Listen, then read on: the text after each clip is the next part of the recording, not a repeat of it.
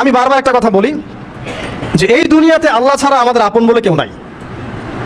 আপনি যাকে আপন মনে করেন না কেন, আমাদের সম্পর্ক আছে বাবার সাথে, মায়ের সাথে, স্ত্রী সন্তানদের সবার সাথে, আমাদের হক আছে, অধিকার আছে, সব ঠিক আছে।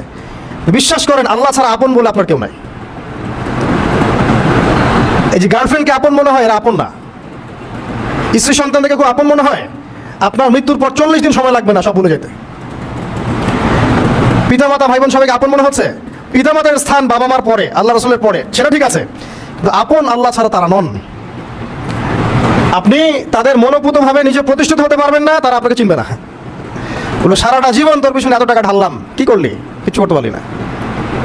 আবার এখন যারা পিতামাতা হয়েছেন, সন্তানদেরকে আপন মনে হচ্ছে, দেখবেন এই সন্তানকে আপনি আপনার মনোপুতভাবে সম্পত্তি দিতে পারবেন না, ভরণ পোষণ দিতে পারবেন না, এই সন্তান বড় হয়ে আপনাকে বৃদ্ধাশ্রমে পাঠিয়ে দিতে পারে, নাউজুবিল্লাহ।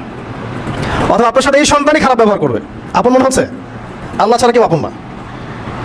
আল্লাহ ছাড়া আপন কেউ না। আল্লাহ ছাড়া সত্যিকার অর্থে আপনাকে আমাকে ভালো কেউ বাসে না। শুধু আল্লাহই আপনাকে ভালোবাসেন। এটা আপনারা হারে হারে উপলব্ধি করবেন যতদিন যাবে ইনশাআল্লাহ। তাই শুধু সেই আল্লাহর জন্যেই নিজেকে খালেস করে দেন, আর যার যার হক তাকে তাকে দিয়ে দেন।